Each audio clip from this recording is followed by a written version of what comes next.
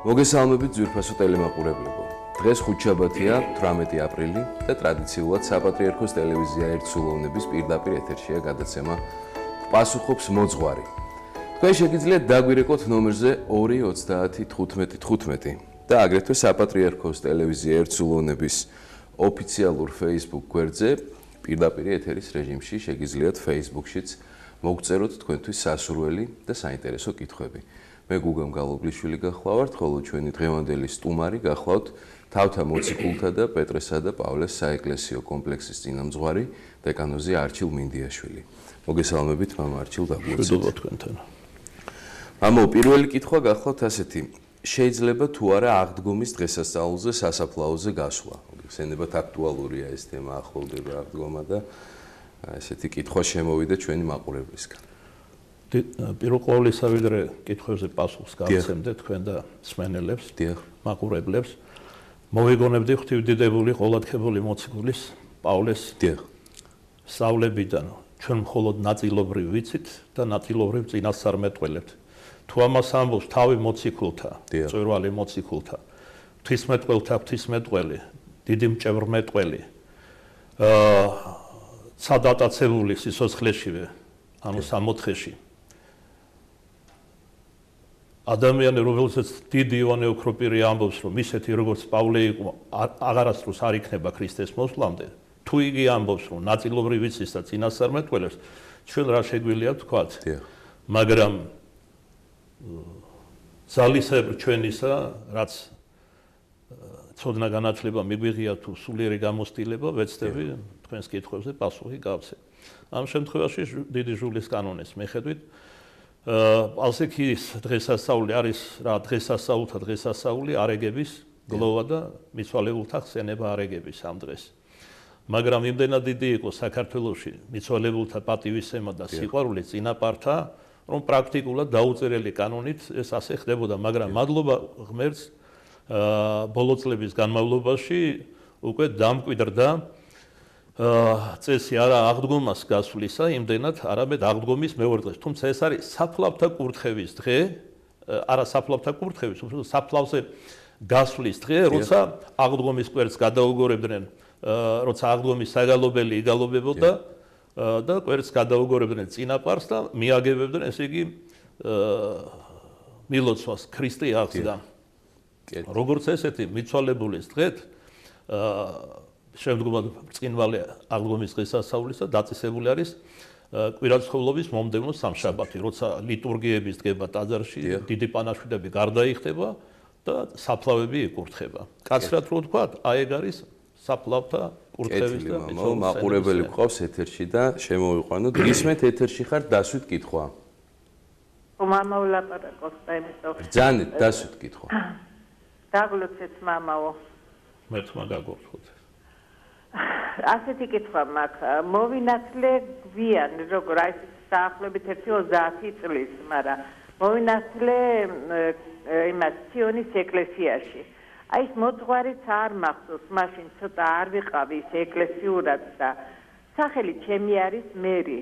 აი სადაც ამოვიკითხე მე ეს სახელები, არცად არ არის წმინდანთა სახელები. აი როგორ შეიძლება რომ მე ჩემი თავი ელოცებში ვიხსენიებ ხომბდა იმას რა ქვია შეწევნას მარიამს სიშობეს და მე ჩემს სახელს ვამატებ. რამდენად სწორია ჩემი როდესაც წმინდანის სახელი რატომღაც არ ეწოდა კათაკმეველს, ნათლობიშამს, ამ შემთხვევაში ასეთი წესი არსებობს წმინდა მამათაგან დადგენილი.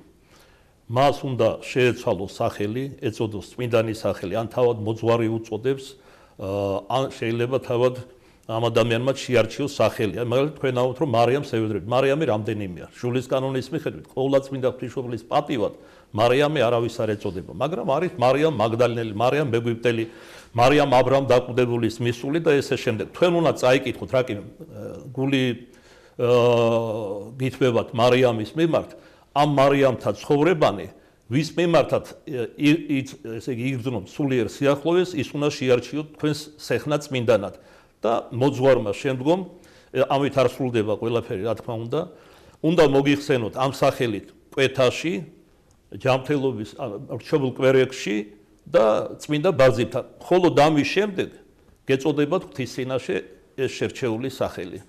ისე კი მოძღვარმა ნათლობისი, რა თქმა უნდა, თავად უნდა შეუცვალოს სახელი. ადამიანს თუ კი არ ქვია წმინდანის სახელი. კეთილი მამაო, შემდგომი კითხვა არის ასეთი, გვწერენ საღამო მშვიდობისა, ცოდვა არის თუ არა უკვე ჯვარდაწერილი ადამიანის მეორედ ჯვრის დაწერა იმ შემთხვევაში, თუ ჯვარი არ აუყრია პირველი ქორწინებიდან. არ შეიძლება, იმიტომ რომ ვიდრე გვირგვინი ადგათ, საერთო ცოლქურად ითვლებიან ღვთის წინაშე, რომც ფიზიკურად ერთ ჭერპეს არ ცხოვრობდნენ. პრაქტიკულად დღეს აი როგორ ხდება ჩვენთან საპატრიარქოში, როდესაც ცოლ-ქმარი დაშორდება ერთმანეთს სხვადასხვა მიზეზების გამო და შემდგომ ერთი მათგანი გადაწყვიტავს იქორწინოს, მხოლოდ ამის შემდეგ ხდება ქორეპისკოპოსის მიერ გვირგვინის გახსნა. ძალიან ცუდად არის გავრცელებული ჯვრის აყრა, ეს კრეხელობაა. ჯვარზე ეს არ ითქმის. არა ჯვრის აყრა, არამედ გვირგვინის გახსნა. გვირგვინი ედგმება ქორწინების შანსს. მეორედ ქორწინება სულის კანონით დასაშვები არის. ოღონდ წესი მეორედ ქორწინებულისა არის რამდენადმე განსხვავებული პირველი ქორწინებულისაგან. მესამედაც გამონაკლის შემთხვევაში, ხოლო მეოთხე ჯვრისწერას პირუტყვებრებს უწოდებენ წმინდა მამები. ანუ მეუღებელია. დიახ, გასაგებია. შემდეგი კითხვა არის ასეთი: რასელისტთა სექტის წარმომადგენლები, ეგრეთ წოდებული იაღოვას მოწმეები, ბოლო პერიოდში მოსახლეობაში ავრცელებენ მოსაწვევებს, რომლითაც ხვალ 19 აპრილს თავიანთ ეგრეთ წოდებულ დღესასწაულზე იესოს სიკვდილის გახსენების საღამოზე იწვევენ. ამასთან იეღოველები ცდილობენ სექტის შეკრებაზე მიიყვანონ თავიანთი ახლობელი თუ ნაცნობი მართლმადიდებლები და სხვა რელიგიის აღმსარებლები და მათი სექტაში გადაბირება ეცადონ. როგორი დამოკიდებულება უნდა ჰქონდეს მართლმადიდებელ ქრისტიანს იმ სექტანტების მიმართ, რომლებიც სახლებში აკითხავენ ან ქუჩაში აჩერებენ. პირველ ყოვლისა მოვიგონებდე პავლე მოციქულის ეპისტოლე. ის ვინც ზეციურმა მამამ ამოირჩია და დაბეჭდა თავისი მარადიული ბეჭდით, ვერავინ და ვერაფერი ვერ განაშორებს. ხოლო ის რომ სექტანტები, რასელისტები იქნებიან თუ სხვანი იბირებენ სხვადასხვა ადამიანებს, თუ ესენი მე მგონი არ არიან ეკლესიური მართლმადიდებლები, იმიტომ რომ მე ასე მწამს და ღრმათ მწამს ჩემი გამოცდილებითაც ვამოწმებ, რომ ეკლესიურ მორწმუნეს ვერავინ ვერ გადაიბირებს. ესენი უბრალოდ არიან ნათელღებული მართლმადიდებელ ეკლესიაში, ოღონდ არა ეკლესიურები, რომლებიც საფუძვლებს სამწუხაროდ ჩვენი სარწმუნოებისა არ იცნობენ. კაცრად რო ვთქვათ, ნათლისღება, სინოდღის კატეხიზაცია, ადრე განსაკუთრებული სკოლების კი არსებობდა, ცნობილი იყო ალექსანდრიის, მაგრამ დიდი ალექსანდრიელის, იერუსალიმის, კირილე იერუსალიმელის და ესე შემდეგ და საბჭოეთის დროს, როცა ბაბილონის ტყვეობის დროს რკინის გალიაში გვიწევდა ცხოვრება და ლამის დაბადებიდან სულს ღვთიდნენ უღმერთონი ათეისტები, პრაქტიკულად შეუძლებელი იყო კატეხიზაციის ჩატარება, მეტადრე სკოლების დაარსება, მაგრამ დღეს ვინ გვიშლის ჩვენ აი მღვდლებს, სამღვდელოებას.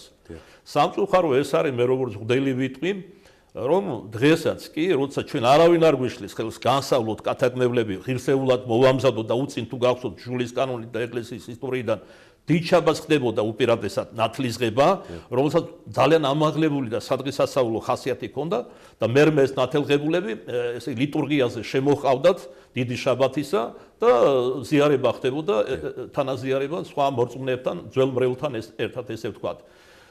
ჩვენ რომ კატეხიზაციას გავდიოდეთ, ჩვენ რომ მტკიცეთ შეგვესწავლა საფუძვლები ჩვენი სარწმუნოებისა, მართლმადიდებლობის და დოგმები ჩვენი სარწმუნოებისა და ეკლესიურ ცხოვრებას მივზებდეთ, ვერანაირი რასელისტი და სექტანტი ჩვენ ვერ გადაგვიბირებს. კეთილი, მამაო, ნამდვილად. მაყურებელი ყავს კვლავ ეთერში, გისმენთ დასვით. ისე რომ ეს ჩვენი ნაკლიც არის სამღვდელოების, რომ ეს ხდება სამწუხაროდ. მაგრამ როგორც წმინდა მამები ამბობენ, ორგვარი ხელდასხმა არსებობს. ერთი დედამიწაზე ადამიანის ხელით, მეორე ცათაშინა ღვთიური მღვდელთავრის ქრისტე იესოს მიერ. გასაგებია. ხო, ვინ რომელია შეიძლება აქვე კითხვა დაებადოთ, ვინ რომელია, როგორ არის ხელდასმული? უფალმა მოკლედ მოგაქვსა პასუხი. ხე ნაყოფით შეიცნობა. განიხილეთ ცხოვრება ასეთი მოძღვრისა, გნებას ეკლესიური მორწმუნესა და სათანადო დასკვნებს, ჯეროვან დასკვნებს გააკეთებთ. გასაგებია. მაყურებელი ყავს ეთერში, გისმენთ დასვით კითხვა. ჰალო. დიახ, გისმენთ. გამარჯობა. მოგესალმებით. დავლოცით მენო. ერთმა გაკურთხოთ. ბრძანეთ, დაგლოცეთ მამა. კი ბატონო. ეს კითხვა მაქვს მამა, თუ შეიძლება. შაბათ დღესთან სამწუხაროდ გაითიშა, იმედია გადმორეკავს მაყურებელი. მანამდე მაშინ აი რა კითხვებსაც გწერენ, იმას გავაჟღერებ.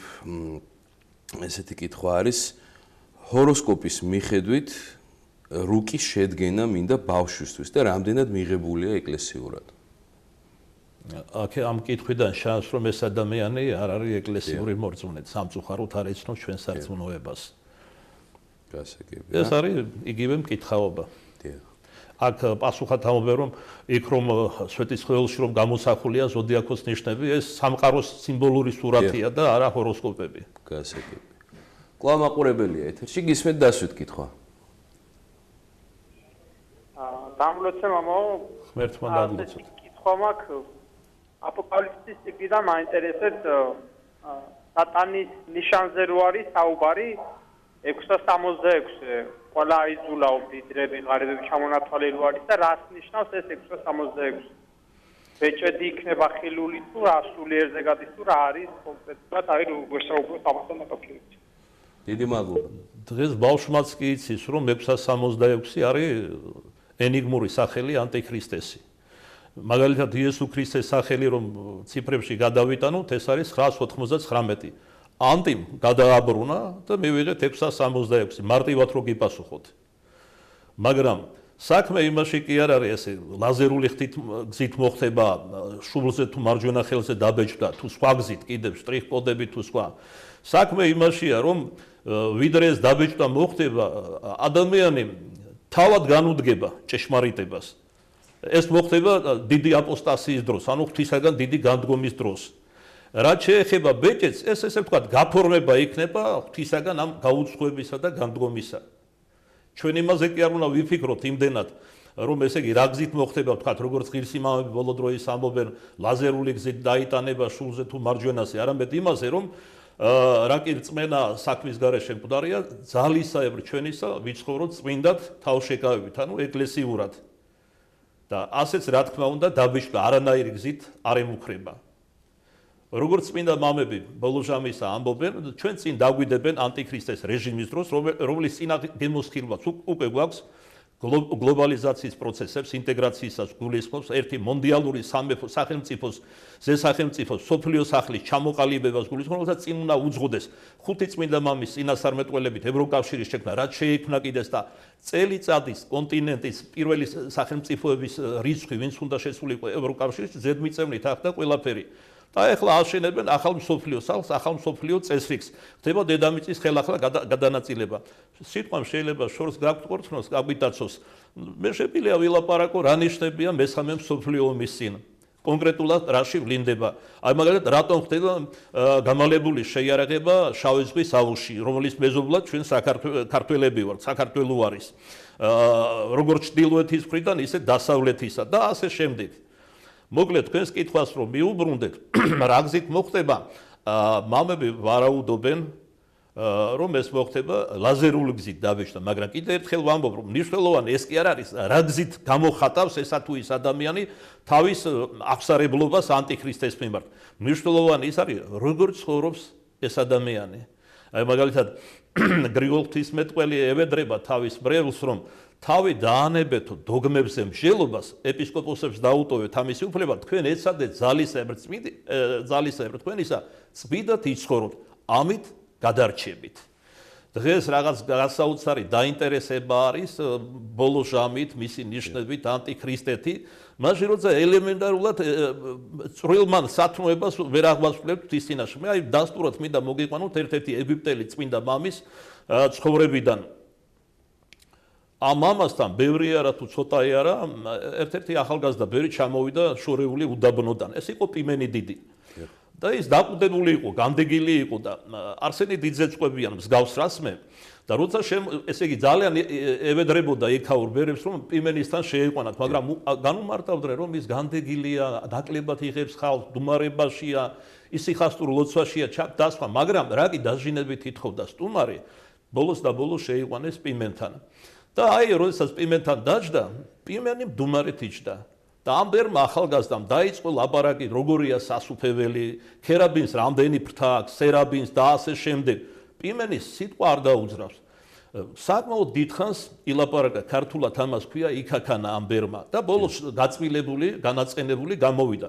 სენაკის კართან პიმენის მორჩილი დახვდა და სახე აჭარხლური რომ დაინახა, დაეკითხა, რა მოხდა მამაო ასეთიო. ესე იგი ამხელა გზა გავაკეთე, ამდენი ფათერაკები გადავიტანე გზაში, შიმშილ წყურვილიც კი და პიმენმა, რომელსაც ასი აქებენ, ერთი სიტყვის ღირსად არ ჩამთვალაო. განაწყენებული მორჩილი შევიდა პიმენის სენაკში და უსაყვედურა თავის მოძღვარს. პიმენმა შვიდად უპასუხა აღელვების გარეშე. აბა რა უნდა უთხრა ჩემუკეთილო ამ ადამიანს? ის უკვე ანგელოსთა სწორია, სულ სასუფეველზე, ზეციურ სანახებზე, სერაბინ ქერაბინებზე, საყდარზე და ანგელოსებზე მე ცოდვილი ბერი ვარ. აი მაგალითად მე შემილიან ჩემი გამოცდილებიდან ველაპარაკო, როგორ ვებრძოლოთ სიძვის ეშმაკს. გამოვიდა მორჩილი და ეს პასუხი უთხრა სტუმრად მოსულს. ესე იგი შემოbrunდა სენაკში დაემხო მუხლებზე სტუმრად მოსული ბერი, აქვითინდა და სთხოვა სიძვის ეშმაკი მებრძვის. მამაო, როგორ ვებრძოლო მას? ამას კი ღვთისმადლით გასწავლე, უპასუხა პიმენმა, მოისვა გვერდზე და გათენებამდე ისე ელაპარაკა ისეთი სულიერებით, რომ როგორ გათენდა სტუმარმა ვერ გაიგო გათენებისას, მამალმა დაიყივლა. გამოფხიზლდა თითქოს სტუმრად მოსული ბერი ამ თავ დავიწყებიდან და პიმენს მიმართა. ჭეშმარიტად უფრო დიდი მამა ყოფილხარ, ღმერთშემოსილი მამა, ხო იპიმენ, მაგრამ აბერთ ეს მითხარი, ამ ყრულ დაბნოში, როცა მდუმარე ლოცვებს ეძლევი, მამლის ყივილი ხელს არ გიშლით, პიმენმა მოკლედ ლაკონურად უპასუხა და ამომწურავდა, მამლის ყივილი ლოცვის დროს მხოლოდ შენაირებს ესმით. მე მგონი ამით ყველაფერია ნათქვა. მოდი ჩვენს ვნებებს ვებრძოლოთ. სხვადასხვა სათნოებები მოვიპოვოთ, რაც უეჭველად ცხონების გზაზე დაგვაყენებს. და უფრო გაასწავლო მამებს დაუტოვოთ აპოკალიფსის განმარტება. თქვენ თვითონ არ გაფიქრებთ, რომ 20 საუკუნე გავიდა ქრისტეს აქეთ და თითოეულა განმარტება არსებობს აპოკალიფსისა. ისი ძალიან ფრთხილი. ქართული ანდაზა კარგად ამბობს, სიფრთხილეს თავი არასწკივა. კი ბატონო. აი ასეთ კითხვას საერთოდ წმინდა მამები, აი სწორედ განდეგილი მამები გვასწავლიან, ისე არაფერი არ არისხებს ღმერთს, ვიდრე ის, რომ გულგანუწმედელი ადამიანი იწყებს მაღალ სულიერ საგნებზე ლაპარაკს. მე მგონი გასაგებად თქვი. ნამდვილად ასე. ესეთი კითხვა არის Facebook-ში, პატრიარქის ნათლულებთან დაკავშირებით, რომ გაიზრდებიან და ერთმანეთში რომ იქორწინებენ. ერთი ნათლია რომ ყავთ და ნათლი მირონები რომ არიან. ეს როგორ იქნებაო ესეთი კითხვა? ბატონ ნედეშერ ჭელიძეს, რომელსაც უდიდეს პატივს სცემ, როგორც ღრმად განათლებულ და ღვთისმეტყველ ადამიანს, ამაზე საგანგებო თხზულება აქვს დაწერილი, სადაც იგივე რასმე აღნიშნავს. ჟულის კანონის მიხედვით შვიდთაობაზე ქორწინება არ შეიძლება, შვიდითაობა ვერ იქორწინებს. მაგრამ ამითაც უნდა დავასკვნათ, რა უმძიმესი მდგომარეობა დემოგრაფიულ და სხვა თვალსაზრისით საქართველოში, რომ მე ვფიქრობ, ეკონომიის წესით პატრიარქმა ეს გამონაკლისი დაუშვა. ბოლოს და ბოლოს უნდა გვავისე, რომ პატრიარქი მოციქულის საყდარზესის და მოციქულებრივი ხელმწიფება აქვს. საერთოდ ნებისმიერ ჟულისმიერ ეპისკოპოსს აქვს ეს ხელმწიფება მეტადრე კათოლიკოს პატრიარქს ჩვენს ქართულ სინამდვილეში. კი ბატონო. ეს არის გამონაკლისი, რომელიც ტრადიცია ვერ გახდება. დიახ. შემდგომი კითხვა, მაყურებელი ყავს ეთერში. გისმენთ დასვით კითხვა ეთერში ხართ. ბრძანეთ ეთერში. მოგესალმებით ვინც. საღამშვიდობის. მშვიდობა თქვენ და ეს შეკითხვა მინდა დავსვა მამაოსთან, რომ აი მაინტერესებს განმიმარტოს რას ნიშნავს დაუჯდომელი ლოცვა. თვითონ სახელი გვეუბნება, ჩემოკეთილო, რომ ამ ლოცვის დროს არ უნდა დაჯდეთ, მაგრამ გამონაკლისებს, როგორც თქვი, ყოველთვის უშვებს ეკლესია ადამიანის სისუსტიდან, უძლურებიდან გამომდინარე. მაგალითად, როდესაც ღრმად მოხუცებულია ადამიანი, ამ ძიმეცნეულია, ან ლოგინათ არის ჩავარდნილი, მას შეუძლია ასეთ მდგომარეობაში აღუვლინოს ლოცვა. ამ შემთხვევაში მნიშვნელოვანია არა სხეულის მდგომარეობა, არამედ გულითადობა ლოცვისა. თუმცა რა თქმა უნდა სხეულის მდგომარეობასაც აქვს მნიშვნელობა. მაგალითად, დოინჯით და ჯიბეებში ხელით შეუძლებელია ლოცვა. ეს უფრო შეურაცხყოფს ღმერთს, ვიდრე ადიდებს. მაგალითად, პირველი ქრისტიანები, როდესაც ლოცულობდნენ, მიწაზე ქვეემხობოდნენ და ხელებს შლიდნენ ჯვარის სახით. მაგრამ მე კიდევ ერთხელ ვამბობ, რომ ადამიანის უდულრებიდან გამომდინარე დასაშვებია დაუჯდომელის ლოცვაც კი აღავლინოს ადამიანმა მჯდომარემ ან თუნდაც ბრძოლარემ. აი მაგალითად იესოს ლოცვაზეც რომ ვთქვა, რომელიც ბერმონასტების სულიერ מחვილად იწოდება და უწინ ერისკაცებით ისევე ლოცულობდნენ, როგორც ბერმონასტები. თუმცა ლავრენტი ჩერნიგოველის წინასწარმეტყველება არსებობს, რომ უკანასკნელ ჟამს თვით სამღვდელოება და ბერმონასტები დაივიწყებენ იესოს ლოცვას. სწორედ აი ამ ჟამთან ვითარებაში ვცხოვრობ ჩვენ. ეს ლოცვა შეიძლება სიარულით ჟამსაც, ჯდომარემაც თქვა, უფრო მეტიც ისიხასტი მამები გვასწავლენ, როგორ უნდა ვილოცოთ ეს ლოცვა სენატში, კელიაში ან განცალკევით ოთახში. ნახევრად ბინდი უნდა იყოს ოთახში, დაბალ სკამზე, ჯარკვალზე უნდა დაჯდე, თავი დახრილი ქონდეს, ოდგან კერძზე მიდებული ნიკაპი და სხვადასხვა. და არსებითად ამ ლოცვის აზრი რა არის და არსი გონების ჩაყვანება გულში. გონება კი რა არის ჩვენ განხსენებული არსენ დიდი როგორც ამს ეს არის ქოფაკი ძაღლი რომელსაც არაფერი გულში უწმინდური არ უნდა დაუშვას და არაფერი იქიდან არ უნდა მოუშვას უწმინდური რადგან სწორედ გულიდან ამომავალი როგორც მაცხვარი გვასწავლის შეაგინებს კაცს ამ ლოცვას დაუჯდომელს თავისი ისტორია კონსტანტინოპოლს წარმართები იყვნენ მომდგარნი და მაშინდელმა ეპისკოპოსმა პატრიარქმა შეადგინა ეს ლოცვა რადგან რეალური საფრთხე არსებობდა ქალაქის დაცემის და ქრისტიანთა განადგურების და აი ეს ლოცვა პირველად ქალაქის კედლებზე აღუვლინეს იმიტომ რომ ანკი ვინ დაჯდებოდა როცა სასიკვდინე განსასწრელი ჰქონდა ყველას ზოგი მუხზე დამხობილი ზოგი ფეხზე მდგომი ცრემლიანი თვალებით ამ დაუჯდომელი რომელიც პოეტური გაგებითაც კი ძალიან ლამაზი და ამაღლებული საგალობელია ადიდებდნენ ღმერთს და ღვთისმშობლის მადლით ამ ლოცვის ძლით დახსნილი იქნა ქალაქი დიდი ღელვა ატყდა ზღვაზე დაანთქა ხომალდები და პრაქტიკულად თითქმის არავინ არ ამბის მიტანი თუ გადარჩა იმ წარმართა ლაშქრობიდან. კი ბატონო. მამაო, აი შემდგომი კითხვა არის ასეთი. რას გვეტყვით აზარტულ თამაშებთან დაკავშირებით და კონკრეტულად რამე განსხვავება თუა დაწესებულებაში მოთამაშესა და კომპიუტერში მოთამაშეს შორის? ანუ ზოგი მიდის სამორინეში ასე თქვა და ზოგი სახლიდან თამაშობს. პირველ ყოვლისა უნდა თქვათ ეს რომ მარტო სამორინეში თამაში არ არის აზარტული თამაში. როცა ეგრეთ წოდებულ კარტს, უფრო ქართულად რო თქვათ ბანკოს თამაშობენ, ესეც აზარტი არის, თუნდაც ფულზე არ თამაშობენ. გარდა მაგისა, მართლმადიდებელმა ღვთისმოსავმა ქრისტიანა არათუ არ უნდა ითამაშოს ბანკო, ხელშიც არ უნდა აიღოს. რადგან ზედ ჯერ ერთი გამოსახულია ჩვენი ხსნის სიმბოლო, ჯვარი. მერმე მირონცხებული მეფე და აი თქვათ კრეხელობა არ არის, მაგალითად ყვავი ჭრის ჯვარს. ეს არის სიწმინდეთ კრეხელობა. ჯერ ერთი ამის გამო არ შეიძლება მიახლოს ქრისტიანი მაგას. მე რაც შეეხება თამაშს, ტოტალიზატორები იქნება, პოკერ კლუბები თუ სამორინეები, ერთი ჭირია და ერთი ვარამია ეს. მე უფრო ხელისუფლების ყურადსაღებად მინდა ვთქვა, რომ თუ მას თავისი ერიშვილები უყვარს, ეს დაწესებულებები საერთოდ არ უნდა არსებობდეს ქვეყანაში. ეხლა თუ თავს გამოვიდეთ, დავიწყეთ მაგალითების მოყვანას, რომ დემოკრატიული ქვეყნების მნიშვნელოვან ნაწილში, თქვათ ისრაელში და ასე შემდეგ, საერთოდ აგრძელულია ესეთი დაწესებულებების არსებობა. ეხლა ზოგიერთები იტყვიან, რომ ესე იგი შემოსავალი აქვს ბიუჯეტში შედის. ამგვარად შემოსული ფული რა თქმა უნდა სახელმწიფოს. როცა ნადგურდება ოჯახები, ირღვევა სასოწარკვეთილებაში ვარდებიან ადამიანები და გარდა მაგისა, სწორედ აზარტული თამაშების გამოისობით გაშდა ისეთი თანამედროვე ფსიქიური დაავადების ნაირსახეობა, როგორც არის აზარტომანია. დიახ. ხოლო რაც შეეხება ინტერნეტიდან ითამაშე თუ იქ შეხვალ უშუალოდ ნემსის ქურდი და აკლების ქურდი ორივე ქურდია. უბრალოდ ფსიქოლოგიური ან სხვა ოჯახური გარემოების გამო არ მიდის, ან ვერ მიდის, თორემ ერთი და იგივე ფსიქიური დაავადებით არიან შეპყრობილები. ამათ ყურნალობა სჭირდებათ, ამათ შეგონება სჭირდებათ და მადლობა უფალს, აი ჩვენს ბრეულშიაც არიან ისეთი ადამიანები, რომლებიც უწინ ამ აზარტით იყვნენ გადაცემული და თითქმის ყველაფერი დაკარგეს ცოლშვილიც, ოჯახიც და სამწუხაროა ზოგიერთმა მათგანმა, არა ისინი ვინც ახლა ბრეულში არიან, თვითმკვლელობითაც კი დაასრულეს არსებობა. აქედან გამომდინარე, მე მივმართავ ჩვენს ხელისუფლებას, არის თუ არა დასაშვები. უკიდურეს შემთხვევაში, სადაც განაპირა ოლქში კიდე შეიძლება დაუშვეს, რომ ეს ავადმყოფები, მე ირონიით არ ვამბობ, არ სარკასმით, ეს ავადმყოფები წავიდნენ და თავიანთი სურვილით დაიკმაყოფილონ. მაგრამ ეხლა წარმოიდგინეთ, სკოლის ბავშვები, რამხელა სასტურის ქვეშ არიან სტუდენტები და მარტო ამით ნადგურდება ჩვენი ახალგაზრდობა, ასევე ნარკომანით, რომელიც ლეგალური გახდა, ასევე სოდომგომორული ცოდვებით, მეძაობაზე აღარას ვიტყვი, რადგან ჩემო კეთილო, აგერ გამოდიან საზოგადოებრივი არხი და ამბობენ, რომ მე ეროვნული ბოზი ვარ. ხალი ამბობს ამას. რაზეა ლაპარაკი საერთოდ? რა თქმა უნდა.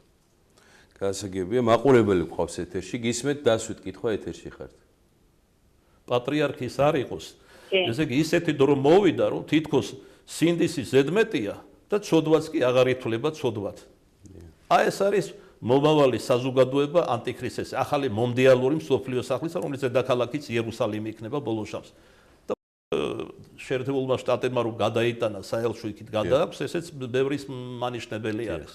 კი ბატონო, გისმენთ ეთერში ხართ უკაცრავად, გალოდინეთ საბერძნეთიდან არის ზარი. გისმენთ დასვით კითხვა. არა უშავს, გინეცვალე. ძალიან გისმენთ. საღამოშიდობისა, მოგესალმებით. ჯერჯერობით მოგესალმებით, მამაოაჩი, მოგესალმებით. გაიხარეთ, დაგლოცეთ საბერძნეთიდან ვრეკავთ. დაგლოცეთ, იქნებ გვეღირსოს. ძალიან ცუდი მდგომარეობა, გაუტანლობა ხალხი.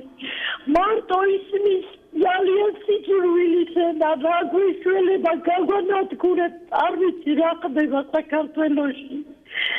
რა ხდება, თუ ასე შეიძლება ერთმანეთი ბრძოლდეს.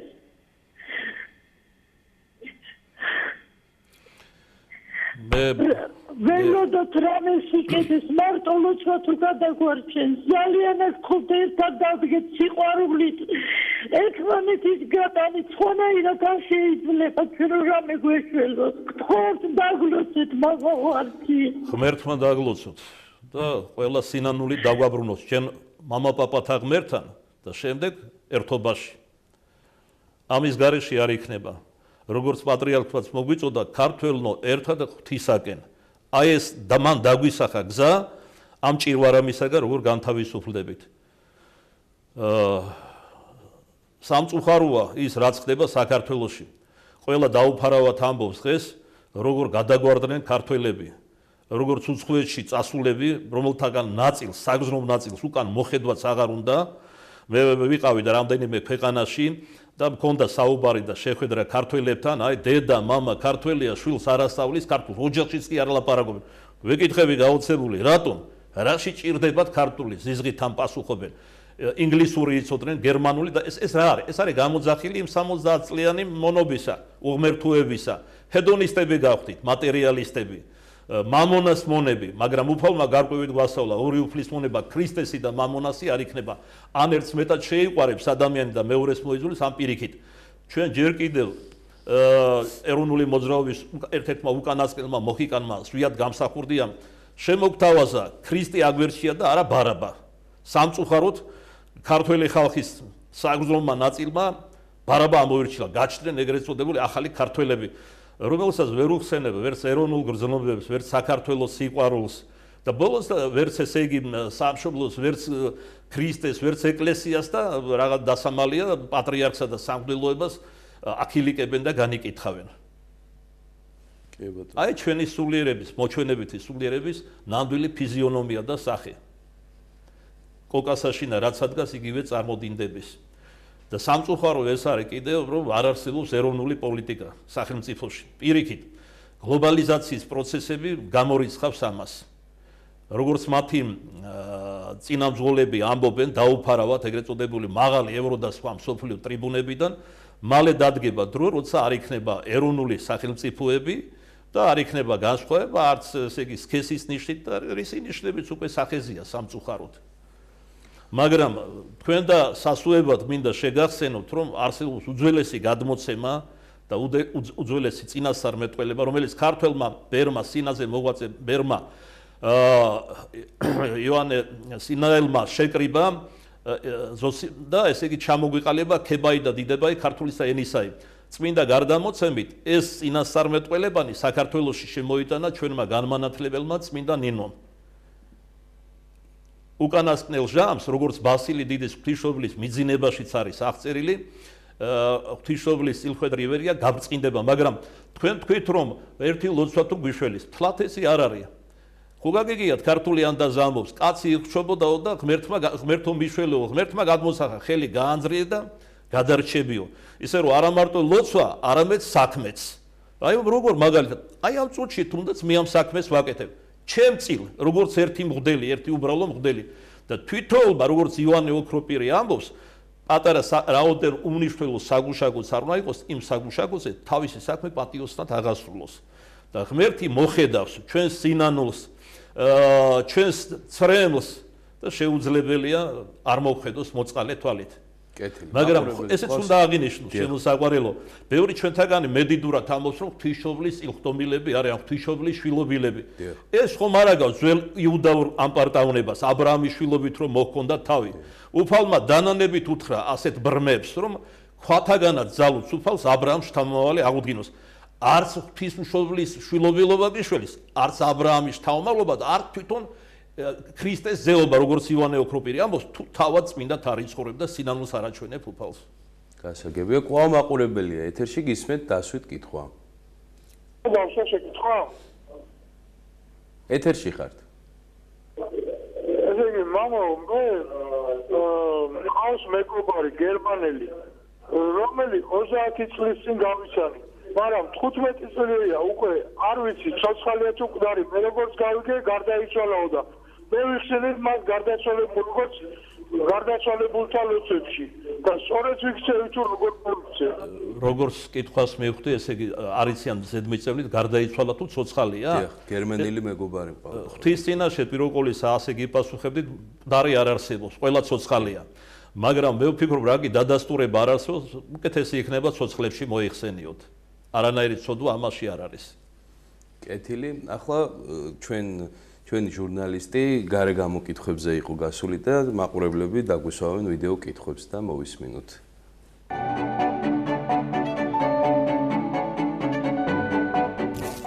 მე რადგანაც ვარ შულმკვდარი დედა, მე-9 წელიწადია, რაც აღარ ამყავს შვილი და ერთი კითხვა მებადება ყოველთვის. სადაც წავიდა ჩემი შვილი სხვა სამყაროში, თუ ნამდვილად არის ცხოვრება. რა ასაკიდან უნდა ვესაუბროთ ბავშვს რელიგიაზე? მოძღვარს ვკითხავდი ადამიანის შესახებ, რომელიც გარკვეული პერიოდის განმავლობაში მსახურობდა ეკლესიაში, შემდგომ კი კვლავ დაუბრუნდა ერისკაცობაც. ეს ითვლება თუ არა უფლის ხალატად ან ცოდვად, რას გვეუბნება რელიგია ამ საკითხზე? კეთილი მამაო, პირველი კითხვა ასეთი იყო, 9 წელიწადია რაც შვილი აღარ მყავს. გახსოვთ ხო? დიახ. ჯერ ეს დედაკაცი რო ასესვავს კითხვას, ჩანს არ არის ეკლესიური და არც იმდენად გარკვეული ჩვენ სარწმუნოებაში. არანაირი სხვა სამყაროები არ არსებობენ, არც ჰუმანოიდების და არც უცხო პლანეტელების.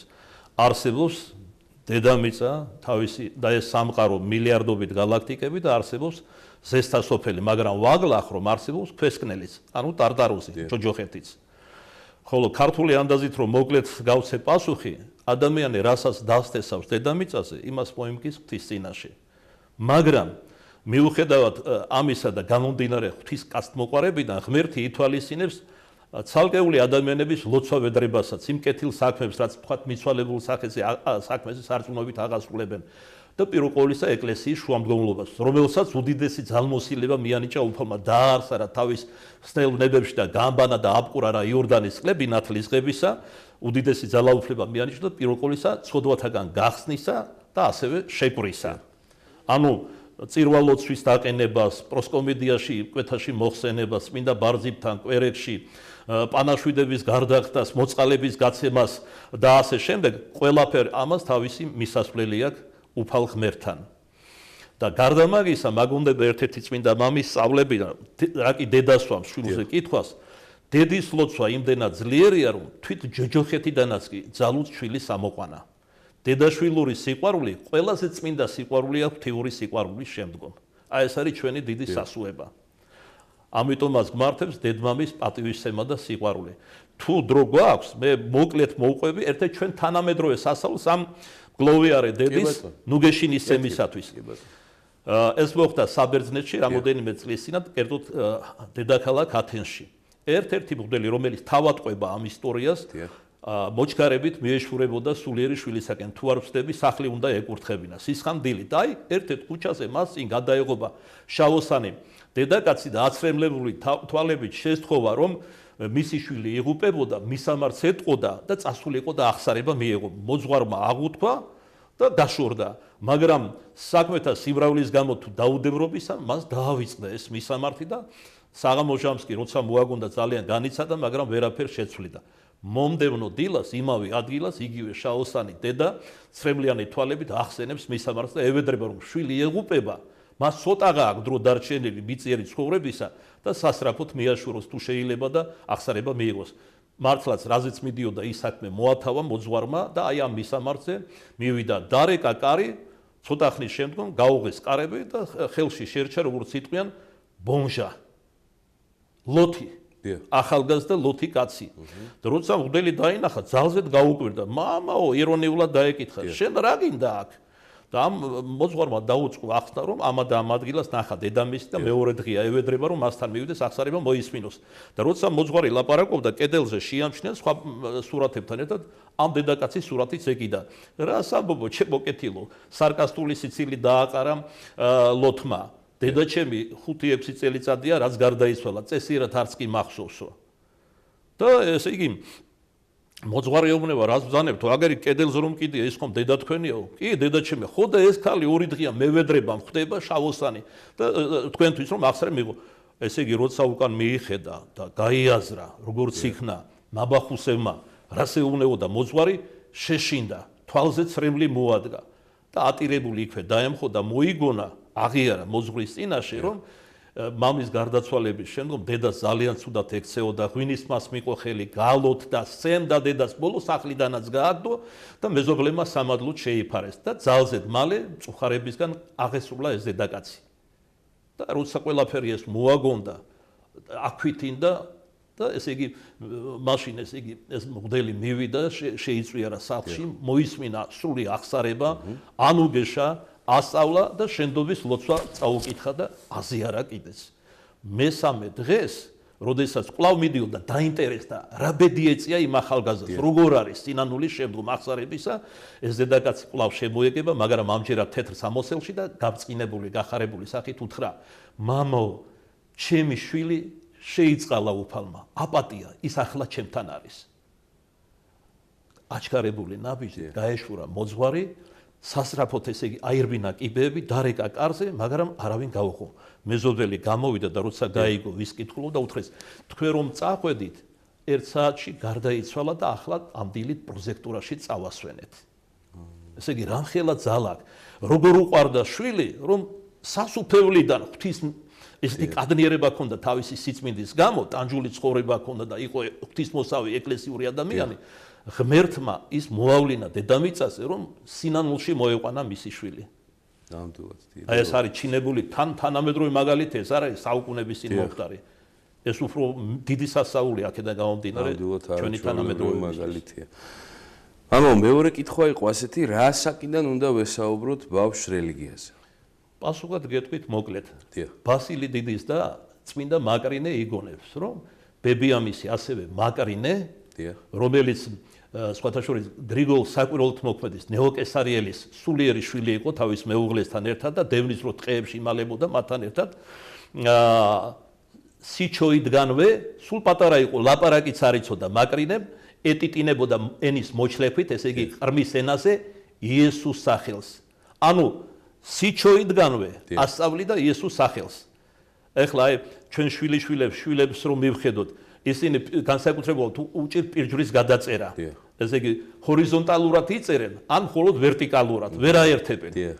მაგრამ დროთა განმავლობაში, რა თქმა უნდა, ამასაც ეუფლებიან. ბავშვის დონეზე უნდა ვასმაგრეთ რა? იესოს სახელი, მარიამის სახელი, რამდენადაც აღიქვამს. სეფის ვერც მივაჩვიოთ დილით უზმოსე.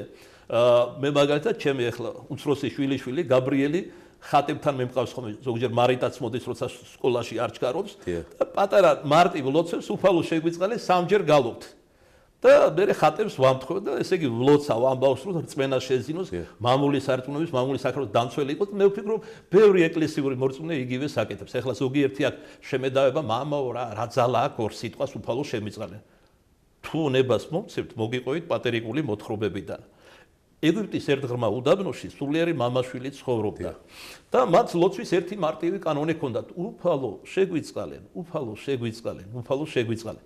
და დრო სულიერებმა სულიერ შვილს ალექსანდრიაში აგზავნიდა სფირიდები კალათები რომელსაც ხელი წნავდნენ გაეყიდა და არსობის პური ჩამოეტანა წყალთან ერთად და ერთხელაც ქალაქში როცა გაყიდა სფირიდები სულიერმა შვილმა ახალგაზრდა ბერმა წირვაზე შევიდა და მოიხიბლა იქაური ღვთაებრივი საგალობლებით და ჰიმნებით როცა უდაბნოში სულიერ მამასთან დაბრუნა მუხლი მოიდრიგა მის წინაშე და სხვა მამო ძალიან მიყვარხარ იცის უფალმა მაგრამ ჩვენ ერთი და იგივე ლოცვა გვიბყრია უფალო შეგვიწყალე ქალაქში ისეთი ამაღლებული ლიტურგია მოვისმენე ღვთაებრივი ანგელოზური ჰიმნები ნება მომეცი ქალაქში გადავსახლდე და იმ ეკლესიის მრევლი გახდე და მოგვიანებით მნათეც გახდა იმ მრევლისა გავიდა წლები ძალიან გახარებულია ეს წირმონასონი იქაური მსახურებით და ერთხელაც წირვის შამს მოხდა საზარელი მიწისძვრა უცაბედად ყველამ შეწყვიტა ეს ღვთაებრივი საგალობლები ერთმანეთს ასწრებდნენ კარებში და ყველამ მხოლოდ ამას გაიძახოდა უფალო შეგვიწყალენ მეც ვერც მოასწრებდნენ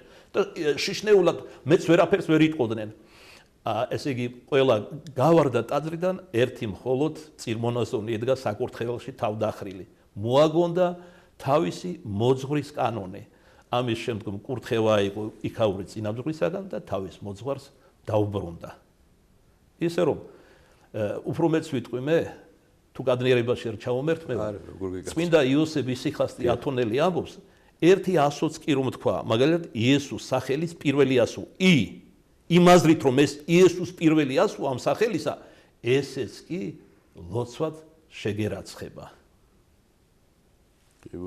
მამაო შემდგომი კითხვა იყო ასეთი ადამიანი რომელიც წლების მანძილზე მსახურობდა ეკლესიაში შემდგომ კვლავ დაუბრუნდა ერის კაცობას.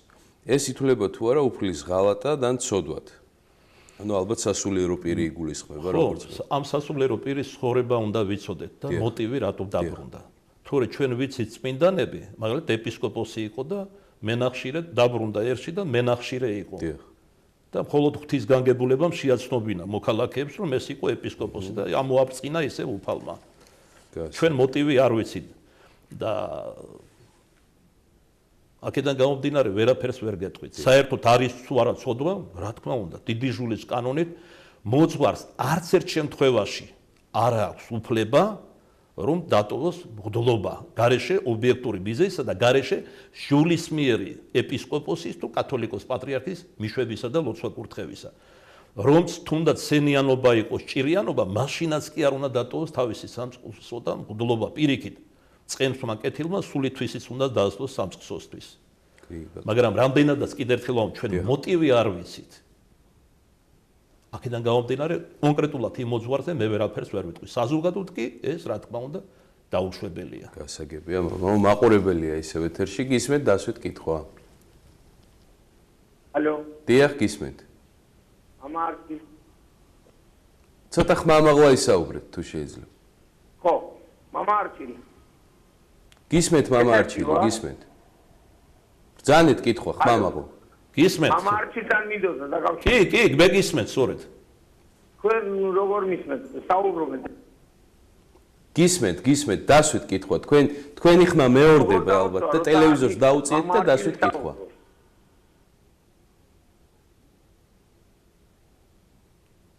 კითხვა რა? ბატონო, მაშინ მე თირა მიდოდა ჩვენ საპატრიარქოს ტელევიზიას ხშირად და მთლიან დღის განმავლობაში ხშირად ვუსმენ. და თქვენის მეშვეობით არ შეიძლება რომ გადაცეთ ქართული ენის სიწმინდე. ჩვენ საქართველოში რატომ არის გამარჯობა და გამარჯვების მაგივრად სალამი? სალამი ხომ არის? სალამი ხომ არის? სალამი ხომ თურქულია? კეთილი, მე მეკითხები ჩემო კეთილო? კი, მე მინდა გითხრა სამწუხაროდ ჩემო ქართველო, რომ ჩვენი დღევანდელი ქართულის საგრძნობი ნაწილი, როგორც მე მახსოვს, 60%-მდე არაქართული სიტყვები არის. ირანული, თურქული, არაბული. აი ჩემი სახელის არჩილი არის არაბული სახელი წარმომავლობით. ქართულად რომ თარგმნოთ ნიშნავს კეთილშობილ კლდეს. ისე რომ ეს არის სამწუხარო რეალობა და დღეს უარესი პროცესები ხდება. განსაკუთრებით ამას ძალუმად უწყობს ხელს მასმედია. ჟურნალისტებმა არისიან ლიტერატურული ქართული. მერე შემოდის ნეოლოგიზმები, ბარბარიზმები, უცხოური სიტყვები, მოკლედ რომ ვთქვათ, ქართულად ბრახაბრუხი ამენაზე. ამისთვის საგანგებო სამწუხაროდ კომისიები უნდა არსებობდეს და კათედრები, მაგრამ წინა რეჟიმმა ხომ ჩარეცხა ჩვენი მეცნიერებას და აკადემიაც. ჩვენ ქართველებს კი ანგარებით შეპყრობილს ეს ნაკლებად გვაინტერესებთ. მაგალითად ინგლისში თუ ჩდებიან ქართველები ინგლისურად იწყებენ ლაპარაკს. წეგან მე ვახსენე საუბარში დედა მამა ქართველი ყავ უცხოეთში, ოჯახშიც კი არ ელაპარაკებენ ქართულად. რაში ჭირდებათ ქართულია, როცა ვეკითხებოდი. ეს არის ჩვენი ტრაგედია, რაც ხდება, მაგრამ კიდევ ერთხელ გავიმეორებ, არ არსებობს ეროვნული პოლიტიკა. პირველ ყოვლისა ამის გამო ხდება ეს. მერე ჩვენ ქართველებს აღარ აგვაქვს ეროვნული თვითშეგნება. და ძნელი სათქმელია დღეს არსებობს თუ არა ქართველი ერი. ხალხი არსებობს. დასავლეთი გპირდება რომ დაახლოებით 2050 წლისათვის ქართველები, აბორიგენები ამ ქვეყნისა მალე უმცირესობაში ვიქნებით. ეს ანდაზა მაგონდება მელას რაც ელანდებოდა ის ესიზმრებოდა ეს მათი გეგმებია და ამას ესე იგი ამჟღავნებენ თუ რეალურად გენო ესე იგი გამრავლების პრობლემისა და სხვა მიზეზების გამო მართლაც ასე იქნება ეს სხვა საკითხი არის უკვე. კეთილი მამაო აი საერთოდ ესე მე ვიტყვი რა კი მღვდელს მიმართავ და ეს საპატრიარქოს ტელევიზია როგორც თავადაც ბრძანეთ მისალმება ძველი ქართველების ქრისტიანების ეს არ ყოფილა არც სალამი და არც გამარჯვება ერთი გამარჯვებას იმიტომ რომ სულომში იყვნენ ამიტომ უსურვებდნენ გამარჯვებას მომხდური ამბობდა ქრისტიანი ქართველი ქრისტიანს რო ხდებოდა ჩვენთან არის ღმერთი დამხდური პასუხობდა არც და იყოს ეს ლოცვა არის უკვე და ბასილი დიდაბოს კეთილსა იქს ვის ყოველ საქმეს ლოცვით დაიწყებს და განასრულებს მათ შორის ურთიერთ შემთხვევას და შეხვედრას. კეთილი. ამ Facebook-ში გწერენ ასეთ კითხვას. ლოცვის დროს სითფოს და სიხარულის განცდა. ღვთის სიყვარული და სიმდაბლე შეიძლება იყოს ხიბლი? საერთოდ შეიძლება იყოს ხიბლი. დიახ. პავლე მოციქული გვასწავლეს სულებს გამოიცნობდითო, მაგრამ მე მინდა ვიკითხო, რამდენია ჩვენ შორის, ვისაც სულების გამოცნობა ძალოს. სინათლის ანგელოზიდან არის თუ სიბნელის ანგელოზიდან. განა პავლე მოციქული ამბობს, თუ არ იცით რომ სიბნელის ანგელოზ შეუძლია სინათლის ანგელოზის სახეც კი მიიღოს და წეგან ვახსენე და გავიმეორებ. ქართულ ანდაზას სიფრთხილეს თავი არ ასტკივა.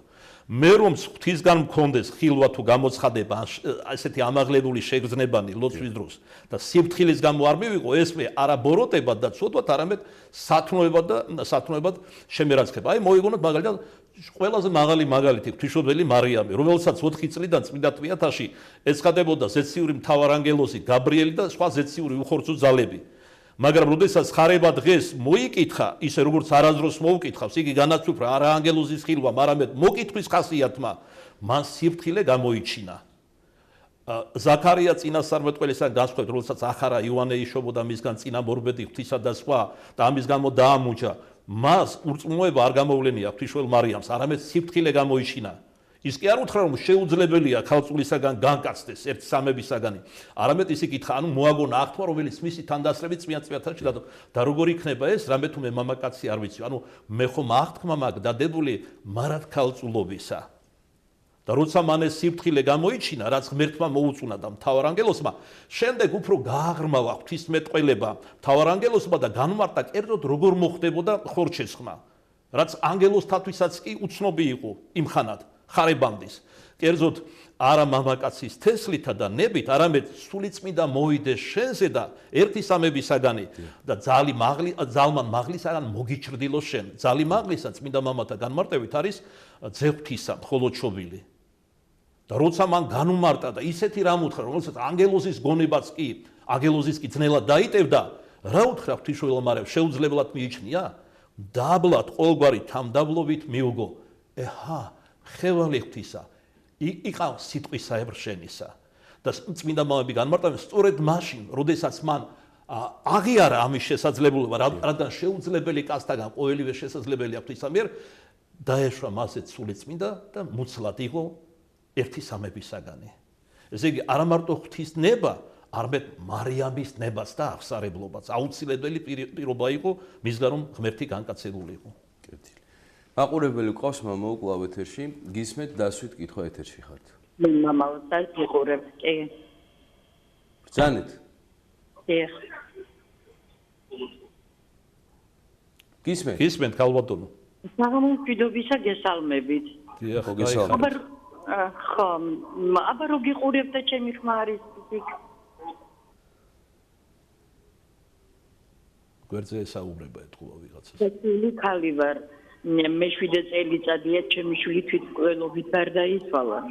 ხო და არა უგია მაშინ წესი მამაოს ვერანაირად და მანამდე არ ვიყავი ახლა ისეთი ისა ახსარებით ზიარებით მარხვით არ ცხოვრობდი და ეხლა უკვე მე 7 წელიწადია ყველანაირად და ეგება იცი არ წაგავიდე ამ ცხოვრებიდან რომ ჩემ შვილს წესი არა უგო და როგორ მოვიქცე იქნება დამაკალიანონ როგორმე და ძალიან დიდი მადლობა თქვენ არხს რომ არსებობთ და ჩემთვის ძალიან ძვირფასი ხართ იმიტომ რომ თავმუშაობ და მთელი დღე საპატრიარქოს უსმენ დიდი მადლობა აიხარეთ ჩემო ნუ ძალიან ძნელია შვილის სიკვდილზე ლაპარაკი მეტადვე როცა თვითმკვლელობით დაასრულა სიცოცხლე ჩვენ პირუკოლის აღრმათ უნდა გვწამდეს რომ ქრისტიანებს რომ სიკვდილით სიცოცხლე არ სრულდება სული უკვდავია ხორცი მოკვდავია სული უკვდავი არის მე ესე იგი თქვენ ბრძანეთ რომ მღვდელმა წესი არაუგო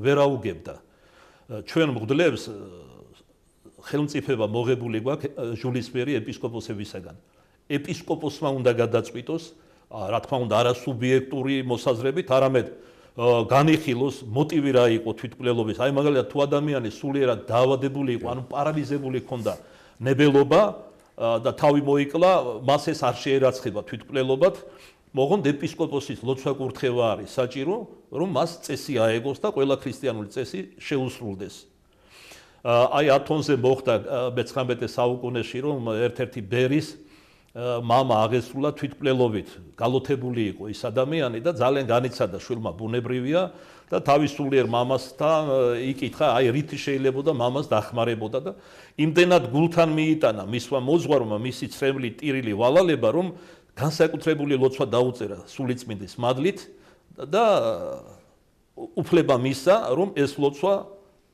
ეთქვა ყოველთვის თავისი მამისთვის მეც ესე იგი როცა ეს ისტორია წავიკითხა და ეს ლოცვა სლავურიდან ქართულად თარგმნებაც თავის მხრივ ბერძნულიდან იყო თარგმნილი და როდესაც ესეთი ადამიანები მოდიან ჩემთან მადდა სანუგეშოთ ესე იგი ვესაუბრები რა ამის შესახებ ამ ლოცვასაც ვადლებს სანუგეშოთ იმდენად მძიმე ცოდვა თვითმკვლელობა შვიდ სასიკვდინე ცოდვაში შედის რომ არათუ წეს ვერ აუგებ, სანთელს ვერ დაუნთებ, მოწყალებას ვერ გაიღებ, თუ ეპისკოპოსი არ მოგცემს ლოცვა კურთხევას. მაგრამ ჩვენ უნდა ვიქონიოთ იმედი, ჩვენი უფლის უსაზღვრო უკიდეგანო კაცთმოყვარებისა. დედის ლოცვა მეტადრე წეგან ვახსენეთ და საილუსტრაციოდ მაგალითიც მოვიყვანეთ ჩვენი თანამედროვე შემთხვევიდან სასწაულიდან, ჯოჯოხეთიდანაც კი შეუძლია შვილი ამოიყვანოს. იმედი არასდროს არ დაკარგოთ. მიენებეთ უფალს. კეთილი. მამა, ასეთი კითხვა არის. თუმცა ვინც ამას ისმენს, ის უნდა გაფრთხილდეს. და ბევრია დღეს სამწუხაროდ, სწორედ იმ მიზეზების გამო, რომ აზარტომანია, ნარკომანია, მემთვრალეობა, მეძაობა, სოდომი გამრავლდა, რომელიც სულიერად დაცლილი ადამიანები არიან. ნახევარი ადამიანი თუ შეიძლება ითქვას და მათ თანაგზნობა, სიყვარული და გვერდში დგომა სჭირდება. ამიტომ უნდა მივაკითხოთ ეკლესიას. იმიტომ კი არა რომ მღვდელი ვარ და სხვა და მღვდელი ჭილებში იცნობა. იმიტომ გამრავლდა ეს სუიციდი თვითმკვლელობა, რომ ღვთისადმი გაუცხოდნენ და არანაირი სასუება არ აქვს. ბოლოს და ბოლოს წმინდა ისაკასური ამბობს, რა არის ჯოჯოხეთი? ჯოჯოხეთი ეს არის უსიყვარულობა. ჯოჯოხეთი ეს არის უნუგეშობა. რატომ? იმიტომ რომ იქ არ არის სულიწმინდის მადლი, ნატამალიც არ არის.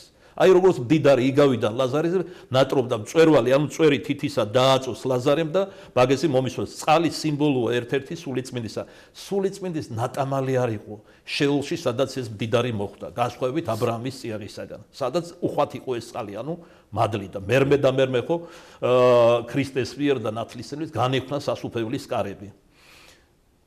ეკლესია, მე როგორც მგდელი ვიტყვი, უფრო აქტიურად უნდა ქადაგებდეს. მართალია დღეს საწინააღმდეგო პროცესები მიმდინარეობს, არ ვიცი მე ბიძიასემის დავალებით თუ როგორ არის ეს თავის მართლება უფრო ჩვენგან ვიგვიშლის უდლებს ქადაგებას. პავლე მოციქული გვასწავლის, ჟამითი უჟამოთ იქადაგეთ. ტროლეიბუსში, ტრამვაიში, მეტროში, ეხლა ზოგიერთ სიტყვა შემაგებებს ჯიპებში.